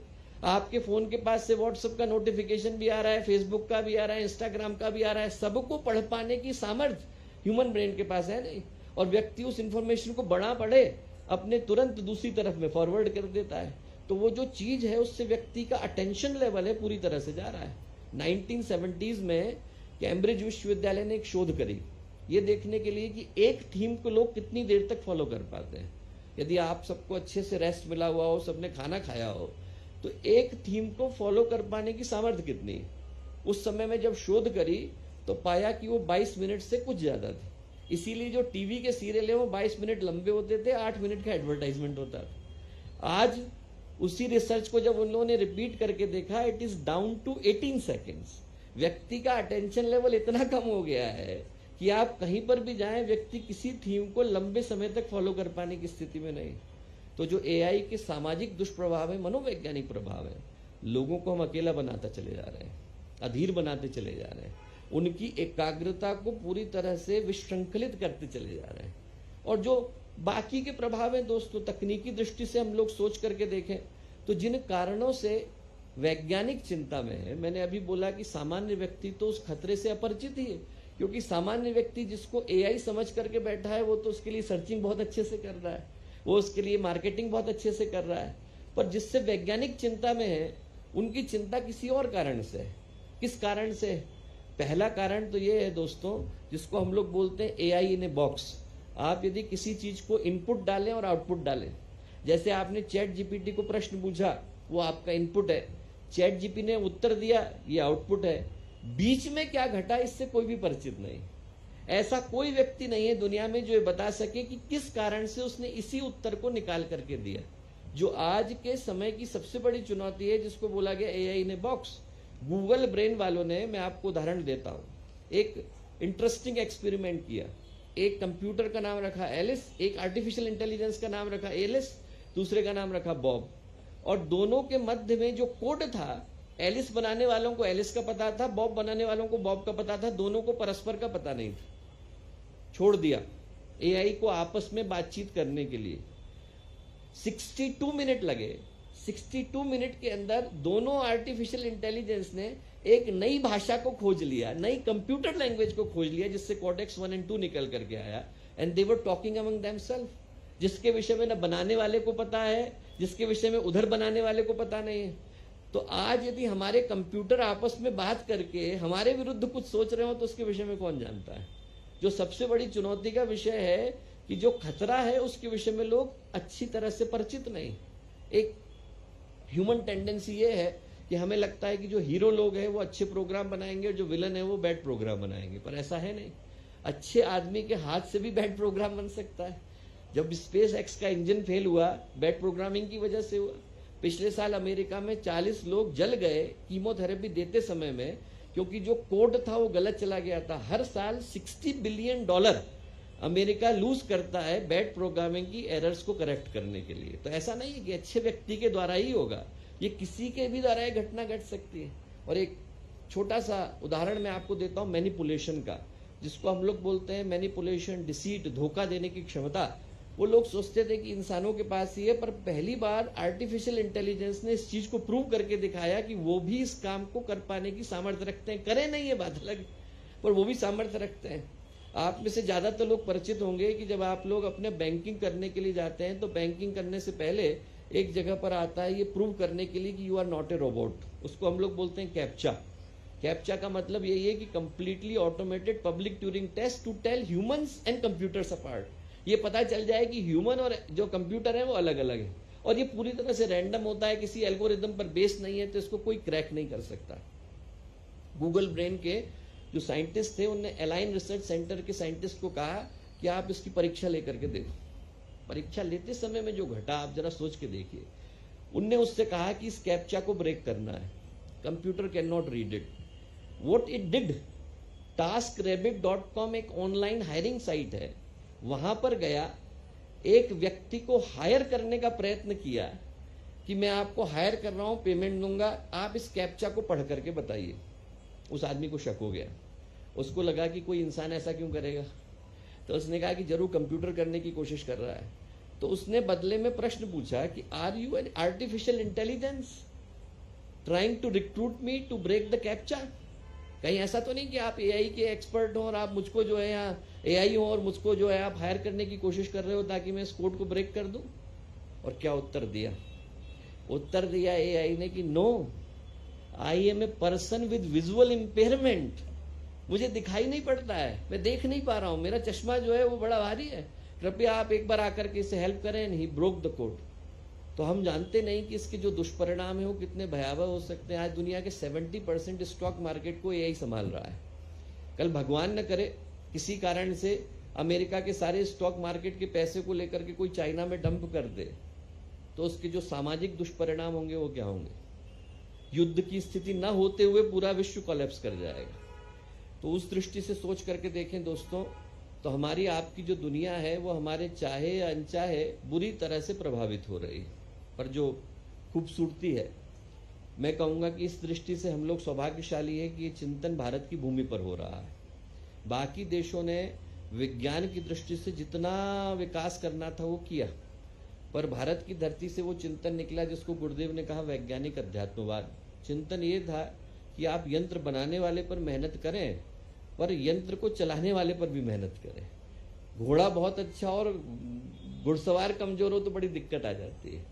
तो ऐसा नहीं हो कि सिर्फ साइंटिफिक डेवलपमेंट पर ही हम लोग मेहनत करें पर चलाने वाले पर न करें। यदि उस दृष्टि से सोच करके देखें दोस्तों, तो जो आज का दिन है वो हम लोगों के लिए एक बड़े गंभीर प्रश्न को लेकर के आया। हमारे यहाँ पर लंबे समय से ये भाव रहा, ये चिंतन रहा कि बंधने वाले हम ही हैं। जब पहली बार स्वामी विवेकानंद गए अमेरिका और उनकी बातों को सुनकर के लोग प्रभावित हुए, तो उन्होंने स्वामी विवेकानंद से कहा कि आप बहुत अच्छी बातें कह रहे हैं, भारत में जाके क्यों नहीं कह रहे? तो स्वामी विवेकानंद ने कहा कि भारत में अभी व्यक्ति शाम की रोटी के लिए जूझ रहा है, जिस दिन वो विज्ञान की तरक्की कर लेगा उस दिन मेरी बातें मूल्य की हो जाएंगी, और मैं समझता हूं वो दिन आज ही का दिन है। आज का दिन है कि जब विज्ञान लगभग अपने अंतिम शिखर को स्पर्श कर पाने की स्थिति में है, और ऐसे में यदि उसके आध्यात्मिक मनोभाव जागते हैं तो हो सकता है कि इसी तकनीकी का उपयोग वो किसी अच्छी दिशा में कर पाने की स्थिति में हो। शास्त्र कहते हैं मन एव मनुष्याणाम कारणम बंध मोक्षयो, वो मन ही हमारे बंधने का कारण है, वो मन ही हमारी मुक्ति का आधार भी है। बंधते हम खुद ही, टेक्नोलॉजी पर डिपेंडेंस हमारी ही निकल करके आई। और जिस तरीके से आचार्य शंकर की घटना है कि आचार्य शंकर जा रहे थे, उनने देखा कि एक किसान है भैंस को घुमाने के लिए लेकर के निकला है। उनने अपने शिष्यों से कहा कि जरा बताओ कि भैंस किसान को ले जा रही है कि किसान भैंस को ले जा रहा है? साहब कैसा प्रश्न है, किसान ही भैंस को ले जा रहा है। आचार्य शंकर गए, उनने जाकर के उसके हाथ से रस्सी छुड़ा दी, भैंस भागी पीछे पीछे, किसान भागा। बोले अब भैंस किसान को ले जा रही है कि किसान भैंस को ले जा रहा है? वैसे ये तकनीकी बनाई हमने, पर आज हमारी ही लाइफ उसके ऊपर डिपेंडेंट हो गई। तो जिस बंधन को हमने बांधा है उसको खोल पाने की सामर्थ्य भी हमारे ही पास है। और रेगिस्तान में एक व्यापारी की कहानी आती है, वो 100 ऊंटों को लेकर के जा रहा था, एक जगह पर रुका, सराय पर रुका, तो उसने बांधना शुरू करा तो 99 बंध गए। 99 को बांधने के बाद उसने अपना देखा तो उसके पास सौवे के लिए रस्सी नहीं थी, बड़ा चिंता में आ गया, क्या किया जाए। जब चिंता में आया, इधर उधर देख रहा था, एक ज्ञानी व्यक्ति जा रहे थे। ज्ञानी व्यक्ति ने देखा कि परेशान है, उन्होंने कहा क्यों क्या बात हो गई? बोले साहब 99 को बांधने के लिए रस्सी है, सौवे के लिए नहीं है। बोले तुम्हारे पास रस्सी नहीं है, तुमको पता है, मुझको पता है, ऊंट को थोड़ी पता है। उनने ऊंट की गर्दन नीचे करी, बांधने की एक्टिंग करी, गले में रस्सी डाल रहे हैं, खंबे में डाल रहे हैं, ऊंट बंध गया, खड़ा हो गया। बोले अब जाकर के चैन से सो। सुबह का समय हुआ, उसने आकर के खोलना शुरू किया, 99 के 99 खुल गए, सौवा नहीं खुला। पुचकार लिया, धक्के मार लिए, डंडे मार लिए, अपनी जगह से हिलने को तैयार नहीं, जो नकली रस्सी से बंधा था। उनने जाकर के फिर से कहा ज्ञानी व्यक्ति से, आप ही कुछ करिए। ज्ञानी व्यक्ति बोले भैया वो नकली रस्सी से बंधा है, तुमको पता है, मुझको पता है, उसको थोड़ी पता है। दोबारा गए हो, जाकर के उन्हें दोबारा से खोलने का अभिनय किया, ऊंट खुल गया। नकली रस्सी से हमने अपने आप को बांध लिया है, तो खोलने की सामर्थ्य भी हमारे ही पास है। मन एव मनुष्याणाम कारणम बंध मोक्षयो। मैंने शुभ अशुभ दोनों ही प्रभावों को आपके साथ साझा किया, इस आशा के साथ दोस्तों कि उस रस्सी को खोल पाने की सामर्थ्य हम ही रखते हैं। हम लोगों के पास ही वो सामर्थ्य है कि हम लोग चाहें तो उस रस्सी को खोल सकते हैं, क्योंकि आर्टिफिशियल इंटेलिजेंस इस चीज के लिए तो तैयारी कर सकती है कि वो सारी सूचनाओं को हमारे पास उपस्थित कर दे, उपलब्ध करा दे, पर इस चीज की तैयारी आर्टिफिशियल इंटेलिजेंस भी नहीं कर सकती कि उससे बंधने से हम लोग इंकार कर दें। जैसे ही हम बंधने से इंकार करते हैं, वैसे ही हमारी मुक्ति का और मानवता की स्वतंत्रता का पथ प्रशस्त हो जाता है। मैं इसी आशा के साथ और इसी विश्वास के साथ अपनी बात को विराम देता हूं कि आज का जो चिंतन है वो निश्चित रूप से हम में से हर एक को एक गंभीर प्रेरणा देकर के जाएगा। और एक अंतिम कहानी सुना करके बात को समाप्त करूंगा, क्योंकि वो संभवतः आज के इस विषय के साथ सरोकार भी रखती है। सौभाग्य का विषय है कि देवी अहिल्याबाई होलकर की भी ये एक महत्वपूर्ण जन्म शताब्दी का समय चल रहा है, और भारत की सबसे प्रसिद्ध महिलाओं में से एक रही। यदि वो न होती तो भारत के हजारों मंदिर सुरक्षित ही न हो पाए होते। अकेली महिला, उनका बल, उनका पराक्रम। एक दिन ऐसा हुआ कि उनके मन में प्रेरणा हुई कि मैं गीता को पढूं, तो उनने अपने पंडित जी को बुलाया। बोले देखिए मेरे जीवन का एक बहुत बड़ा हिस्सा युद्ध करने में चला गया, मेरा बड़ा मन था कि मैं गीता को पढूं, पढ़ नहीं पाई। आप ऐसा करिए कि आप रोज आकर के मुझे गीता सुनाइए। आप गीता सुनाएंगे, मैं गीता पर चिंतन मनन करूंगी, तो हो सकता है कि मुझे गीता स्मरण हो जाए। बोले हाँ ठीक। अगले दिन पंडित जी आ गए। पंडित जी ने आकर के गीता खोली। गीता खोल करके बोले कि धृतराष्ट्रवाच धर्म क्षेत्रे कुरुक्षेत्रे संवेता युयुत्सवः मामकः पांडवश्चैव किम कुर्वत संजय। धर्म क्षेत्र में, कुरुक्षेत्र में मेरे बच्चे, पांडु के बच्चे क्या कर रहे हैं बता। इतना बोलना था। महारानी होलकर बोले आगे मत बोलिए साहब, मुझे गीता समझ में आ गई। क्या बोल रही महारानी, अभी तो गीता शुरू भी नहीं हुई। भगवान तो दूसरे अध्याय से बोलेंगे, शोचानन व शोचस्तम, वहां से शुरू होगा। अभी तो जो कहानी का विलन है धृतराष्ट्र, वो बोल रहा है, और वो भी कोई काम की बात नहीं बोल रहा। वो यही बोल रहा है कि धर्म क्षेत्र में, कुरुक्षेत्र में मेरे बच्चे, पांडु के बच्चे क्या कर रहे हैं बता। बोले नहीं नहीं फिर से बोलिए। बोले धर्म क्षेत्र कुरुक्षेत्र। रुक जाइए, आप कह रहे हैं धर्म क्षेत्र कुरुक्षेत्र, और मैं सुन रही हूं क्षेत्रे क्षेत्रे धर्मम कुरु। जिसको जो क्षेत्र मिल गया वो वहां धर्म को करे। मेरी दृष्टि में गीता का इतना ही सार है कि व्यक्ति जहां है वहां पर अच्छा करने का प्रयत्न करे। तो मेरी दृष्टि में धृतराष्ट्र तो आर्टिफिशियल इंटेलिजेंस है जो पूछ रहे हैं कि धर्म क्षेत्र में, कुरुक्षेत्र में क्या हो रहा है, और महारानी होलकर भारत का अध्यात्म है जो कह रही है कि हम लोग जहां हैं वहां हमें धर्म करने की आवश्यकता है। अच्छे पुत्र बने, अच्छे पुत्री बने, अच्छे भाई बने, अच्छे बहन बने, और सबसे बढ़कर के अच्छे नागरिक बने। जो बनता है उसके जीवन में अध्यात्म अपने आप निकल करके आता है, और जिसके जीवन में वो है उसे विज्ञान के आविष्कार से घबराने की आवश्यकता नहीं। उसके पास उसको नियंत्रण करने की, संतुलित करने की, संयमित करने की शक्ति, सामर्थ्य विद्यमान है। इतनी देर तक आप लोगों ने इन बातों को इतने धैर्य के साथ सुना, उसके लिए पुनः आप सबको बहुत सारा धन्यवाद। शुभकामनाएं, मंगल कामनाएं।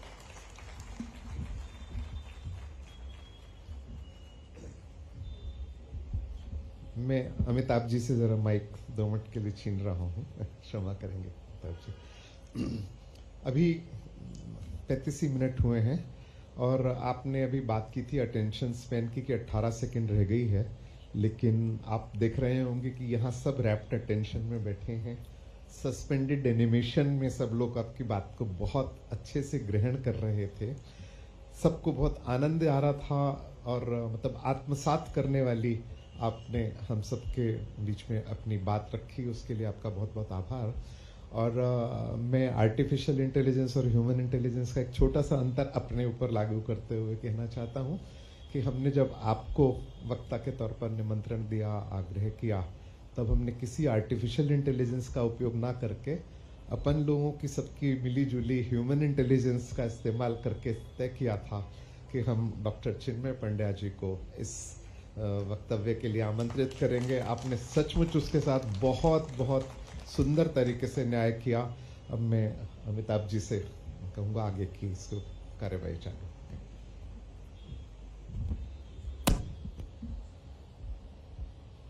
आज दिन में पहले सत्र में हमें माननीय मुख्यमंत्री जी का एक बहुत अच्छा, बहुत छोटा सा उन्होंने उद्बोधन रखा था, पर जो आर्टिफिशियल इंटेलिजेंस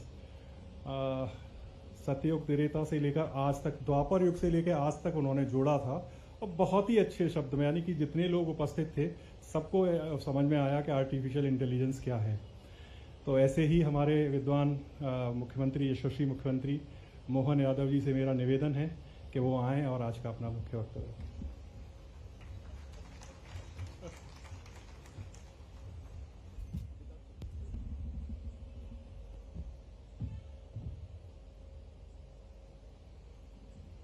आज के इस कार्यक्रम में जिस बैनर से हमारा यह कार्यक्रम चल रहा है, 12वां नानाजी स्मृति व्याख्यान दीनदयाल शोध संस्थान के बैनर तले आज के इस कार्यक्रम में परम पूज्य चिन्मयानंद जी महाराज साहब, हमारे संस्थान के माननीय अतुल जी, अभय जी, इस अवसर पर आप सब, बड़ी संकट की घड़ी है, आप सबका भरोसा है। मैं आज के इस अवसर पर कोई बात बोलूं, ये कितना अलग प्रकार का अनुभव है। जिस बात को लेकर के, जिस विषय को लेकर के आज हमारा ये विषय चल रहा है, सुबह के सत्र में भी मैं था, काफ़ी देर तक काफ़ी वक्ताओं ने एआई और एआई से जुड़े हुए सारे विषयों पे विस्तार से बात कही, और अंत में जितने अच्छे ढंग से इस सत्र के समापन के लिए हमारे मुख्य वक्ता चिन्मयानंद जी ने इस सत्र के साथ बात कही है। थोड़ी सी सनातन संस्कृति की बात कहें तो आपने जो बात कही है कि मैं अपने दृष्टि से दोनों को जोड़ने के लिए आपने कहा कि हमने कोई एआई का उपयोग नहीं किया है, लेकिन मैं एक श्लोक जानता हूँ, श्लोक के माध्यम से आपने जोड़ने का प्रयास किया। अयोध्या, मथुरा, माया, काशी, कांची, अवंतिका, पुरी, द्वारावतीश्चैव सप्तैते मोक्षदायिका, ये 7 पवित्रतम नगरियां हैं, उसमें हरिद्वार और उज्जैन भी आती है। ये आपने दोनों को जोड़ा है, मैं आपका वंदन करता हूँ, अभिनंदन करता हूँ। ये 7 वो नगरियां हैं जो सदैव, हर काल, हर समय, हर कल्प इनका अपना अस्तित्व रहता आया है। और उस काल के नाते से जब हम मोक्ष की बात करते हैं तो जीवन पे प्रश्न खड़ा हो रहा, और जीवन में हम उलझ रहे हैं। ये भी कैसा अटपटा मामला है।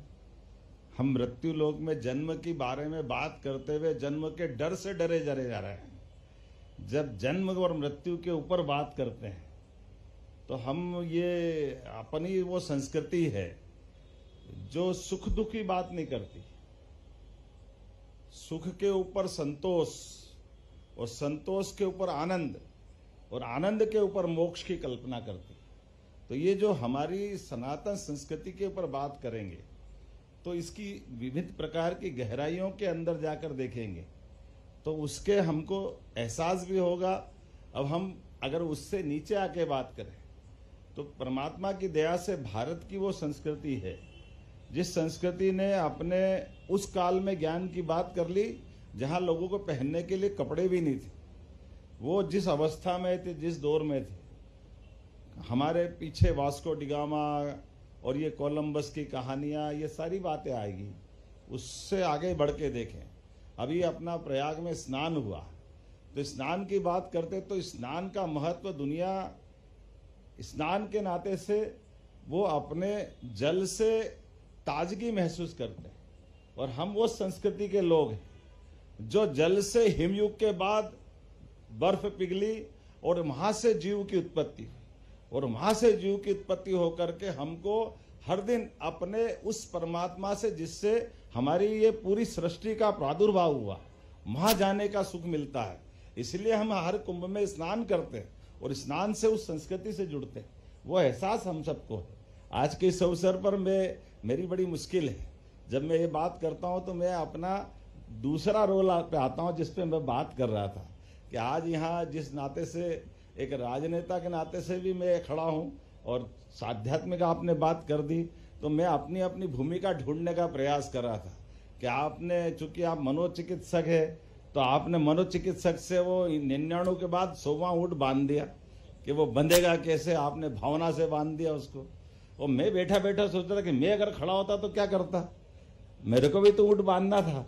अब मैं तो मनोचिकित्सक हूं नहीं, मैं तो पॉलिटिशियन भी हूं, तो मेरे दिमाग लगा रहा था तो मैंने अतुल जी को रास्ता बताया, मैंने भी ऊँट बांध दिया भाई। उन्होंने क्या कैसे बांधा, अरे बहुत सरल है, अरे 99 ऊँट बंधे हुए हैं, अब 100वां बचा है, दूसरा जो ऊँट खाली उसकी पूंछ से दूसरे की पूंछ बांध दो, अपने आप 2 ही बंधे रहेंगे, चिंता की कोई बात ही नहीं। जाएंगे क्या हमको पूंछ पकड़ना और पूंछ से रोकना, इसी का तो आनंद है। ये हमारी अपनी दृष्टि है, माफ करना।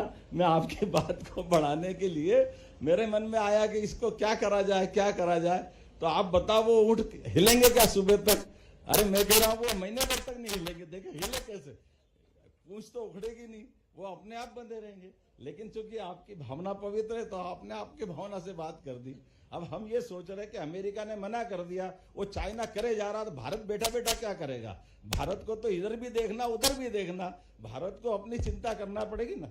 हमारे अपने दर्शन की दृष्टि से भारत ने आध्यात्मिक दृष्टि से, अपने ज्ञान से, अपनी बुद्धि से, मेधा से, अपने आचार्यों से, ऋषि मुनियों से हर काल में अपने अपने नियम बनाए, उस ढंग से जीना चालू कर दिया।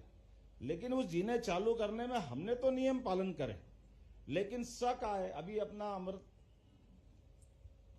काल चल रहा है और अभी थोड़े दिन पहले हमने संवत का परिवर्तन हुआ।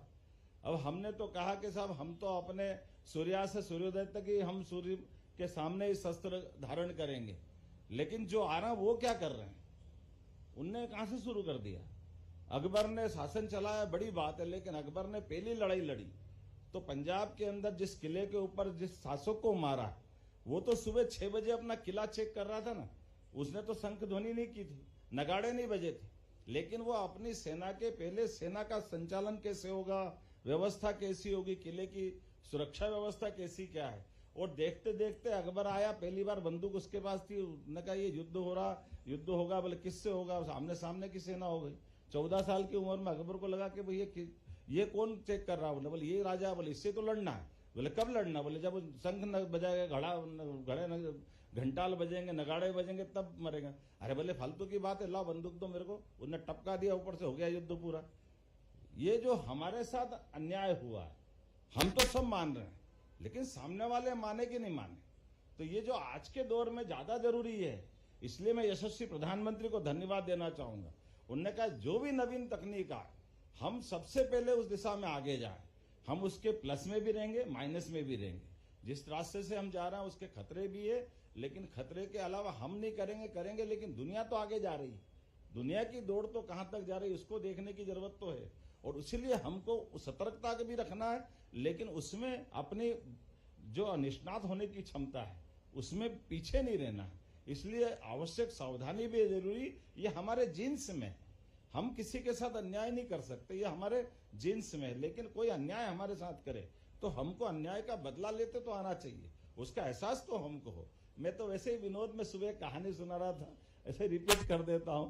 मैं ऐसे बता रहा था कि भगवान कृष्ण के जन्म की कहानी तो हम सबको मालूम है। भगवान कृष्ण के बारे में आकाशवाणी हुई, वसुदेव देवकी के साथ से कंस का अंत करने के लिए भगवान कृष्ण आएंगे, ये हमने सबने सुनी है। लेकिन ये कंस ने अपने पिता को क्यों जेल में डाला, उग्रसेन से उनका क्या कारण हुआ है, ये मैं उस पर थोड़ा सा बता रहा था। कल्याण अंक में ही छपी थी, मैंने वो कहानी पढ़ी थी, और उस दृष्टिकोण से बता रहा था कि उग्रसेन महाराज कंस के पिता और सुलोचना उनकी पत्नी, ये उनके नव दंपत्ति जो विवाह करने के बाद तत्काल की बात थी। दोनों अपने उस दौर से निकले थे, अचानक फिर उनका वन विहार का योजना बनी, और निकलते निकलते दरबार से उनको सूचना आई कि आप एक काम करो महाराज, आपको एक जरूरी कैबिनेट मीटिंग में रुकना पड़ता है। राजनीति में संकट होता ही होता है, अब नई नई गृहस्थी बसी और ऐसे में रुकना ये बड़ा संकट है, लेकिन कोई बात नहीं। महाराज ने कहा महारानी जी आप जाइए, मैं आप पीछे आता हूँ। अब महारानी से कहा कि आप कब आएंगे। महारानी का तो मन खराब हो गया कि ये कौन सा काम है। उन्होंने कहा मैं 2-3 घंटे बाद आता हूँ, थोड़ा सा जरूरी विषय निपटा के आता हूँ।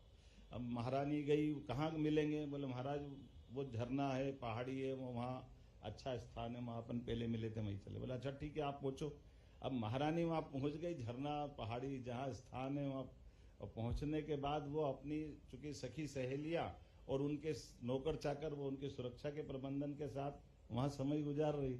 और इसी बीच क्या होता है कि जो ये सब लवाजमा हल्ला सब देख करके पास में थोड़ी सी दूरी पे उनके देश का दुश्मन राजा वहां विद्यमान था। उसने कहा क्या हुआ, ये क्या आ रहा है, कौन आए। तो उन्होंने कहा वो उग्रसेन महाराज की पत्नी सुलोचना आई हुई है, बहुत सुंदर है और वो यहाँ इस स्थान पर है। तो बोले बाकी राजा कहाँ है, बोले वो अभी बाद में आने वाले हैं। उसके मन में ये सदैव से नफरत थी, उस राज्य से दुश्मनी थी। उन्होंने कहा ये बदला लेने का समय है, चलो जरा अपन अपनी तरफ से। तो वो निकला अकेला, क्योंकि सामने लड़ने का सामर्थ्य नहीं था, वो राजा से राजा लड़ नहीं सकता था। तो उन्होंने उसका ये युक्ति बुद्धि से रास्ता निकाला। ऐसा कहते नहीं, जैसे आपकी भाषा में हमारे यहाँ तंत्र है, मंत्र है, यंत्र है। अभी यंत्र से कहानी चल रही है, तो यंत्र की अपनी तरीका है जो बगैर आत्मा के चल जाता है। मंत्र हमारी सात्विक मार्ग पर ले जाता है, तंत्र हमारे तांत्रिक मार्ग पर ले जाता है। लेकिन इन सबका ऊपर एक और है, वो है षड्यंत्र। जिसके तीनों देवनी चले उस पर षड्यंत्र चलते। षड्यंत्र से उनने अपने आप को वहां जाके खड़ा करा और सोचा कि अब मेरे को इससे निपटना। परमात्मा की दया से उसको एक विद्या आती थी, और वो विद्या ये थी कि वो रूप बदल लेता था। अभी रूप बदलने की विद्या की कमजोर पक्ष ये कि उसमें उस समय के काल में एआई थी कि नहीं थी मुझे नहीं मालूम, लेकिन वो शरीर बदलने की विद्या में उस समय माहिर था, पर वो आवाज नहीं बदल सकता था। वो अपने आप को उग्रसेन महाराज के रूप में जहां वो स्नान हो रही थी ऐसे चलते चलते गया, और अचानक जैसा थोड़ा नाटक करना चाहिए एकदम निगाह फेर ली, क्योंकि महिलाएं नहा रही है। तो सारे जितने भी वहां उस समय उनकी परिचारिका और बाकी लोग थे, महाराजा का हल्ला मचा, और वो सब दाएं बाएं भागते नजर आए, और महारानी अकेली रह गई। अब महारानी से महाराज आप कैसे आ गए अचानक। तो बोले मुझे काम, अब कुछ बोला कुछ नहीं, ऐसे अपने से मिलने का जो तरीका था, नाटक था। तो वो महारानी और दोनों मिले, और इसी घटनाक्रम में जो एक दुखद घटना थी महारानी के साथ जो होना चाहिए थी, वो महाराज समझ करके उनका अपना मिलन हुआ। और मिलन के उस व्यवहार से वो एकदम, वो रानी को लगा कि ये उग्रसेन नहीं हो सकते, और इसीलिए उनने एकदम से इस बात का विरोध किया कि ये क्या नाटक है। तब ये एकदम से अट्टहास करते हुए अपनी असली आवाज में बोला। तब तक तो वो समझ गई कि तुम कौन हो दुष्ट, मेरी अपनी सतीत्व को भंग किया, मेरी लाज का, मेरे परमात्मा की मेरी अपनी सतीत्व की ताकत होगी तो मैं इस पूरे मामले में तुमसे बदला लूंगी। तो वो कहता है कि तुम चिंता मत करो, तुम्हारी तो पतिव्रत धर्म में कुछ नुकसान नहीं हुआ। मैं तो आया था उग्रसेन के रूप में, अब मेरा पाप है, तुम्हारा कोई स्वभाव नहीं है। बोले नहीं, कोई भी हो, मैं ये बर्दाश्त नहीं कर सकती कि मेरे साथ ऐसा कोई घटना करे।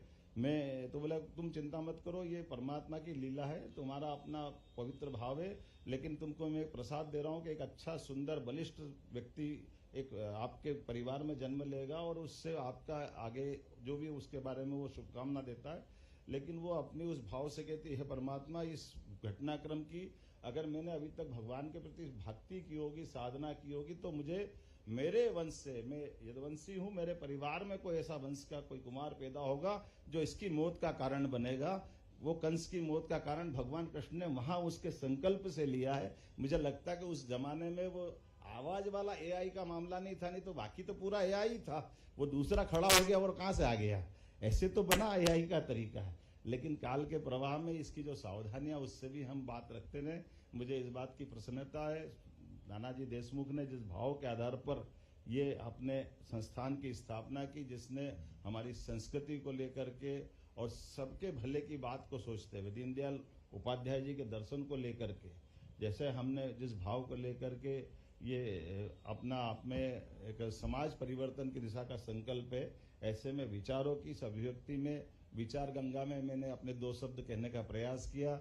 आज मैं दिन भर से अलग अलग प्रकार से इसे जोड़ने का प्रयास कर रहा था। यशस्वी प्रधानमंत्री के नेतृत्व में हमारी सरकारें सभी प्रकार के ऐसे कामों के लिए समान रूप से आगे बढ़ रही है। माननीय प्रधानमंत्री जी की भी प्रेरणा है।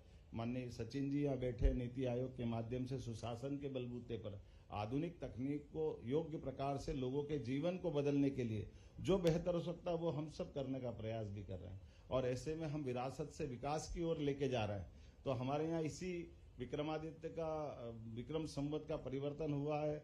माननीय भाई साहब यहाँ बैठे हैं उज्जैन के विक्रमोत्सव के कवि सम्मेलन में भी, और बाद में पहले भी आप हमारे बीच में उज्जैन में भी गए थे। हमने विक्रमादित्य के उस गौरवशाली इतिहास को जीवंत करने के लिए सबके बीच लाने का एक संकल्प लिया है। और उसी विक्रमादित्य की इतनी प्रकार की घटनाएं, इतनी सारी चीजें हैं, उसमें विक्रमादित्य के साथ विक्रम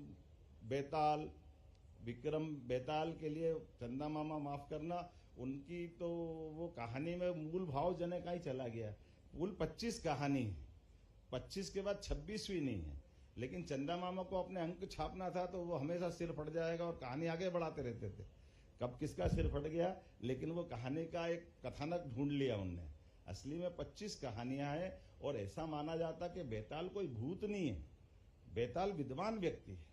लेकिन बेताल जैसा होता है कि जब कोई सत्ताधीश, अच्छी सत्ता बिखर जाती है, जैसे वर्तमान में अफगानिस्तान या कई राज्य के और हिस्से अपन देखते हैं, तो जो विद्वान लोग रहते दरबार में होते, साथ जुड़े, वो इधर उधर चले जाते हैं।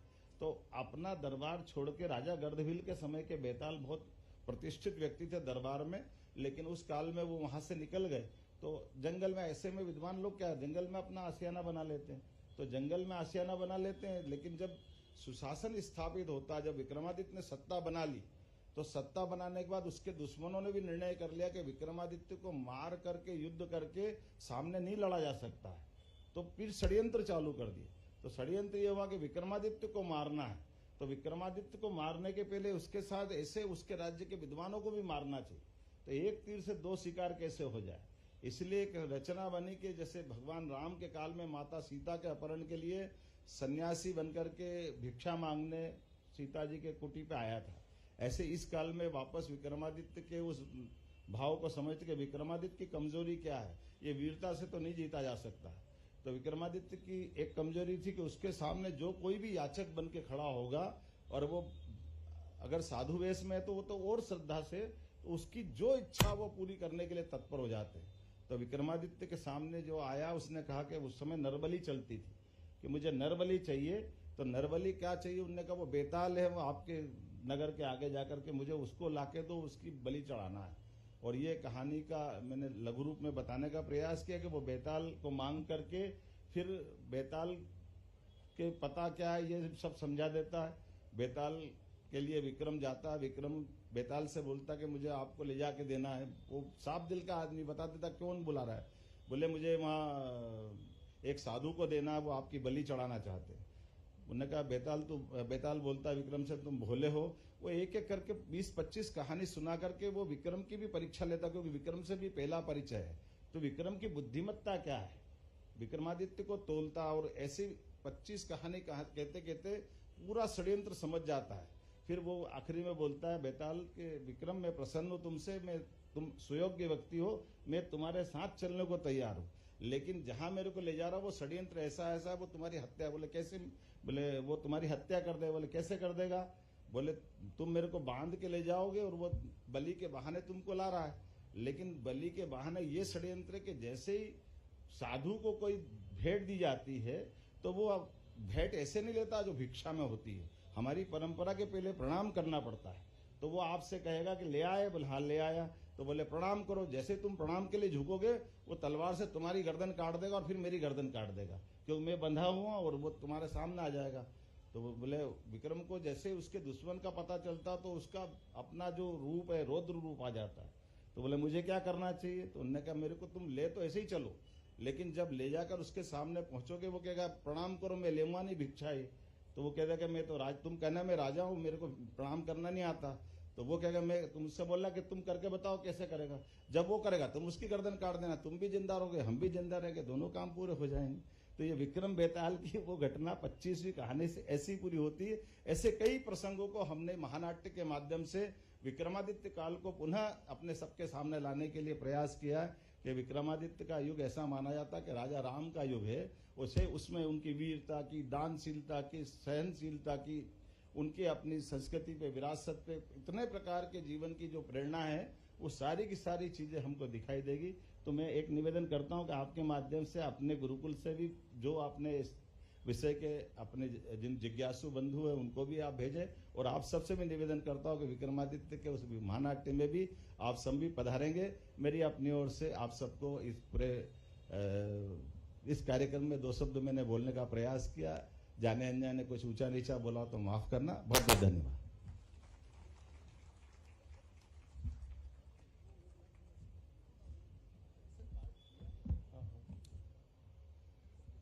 बहुत बहुत धन्यवाद माननीय मुख्यमंत्री जी।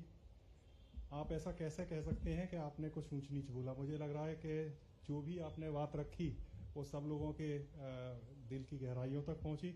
ये जो जिस कार्यक्रम का जिक्र माननीय मुख्यमंत्री जी कर रहे थे, आप सबकी कुर्सियों पर ये इनविटेशन कार्ड है। 12, 13, 14 लाल किले में ये माधव दास पार्क है, वहां पर एक कार्यक्रम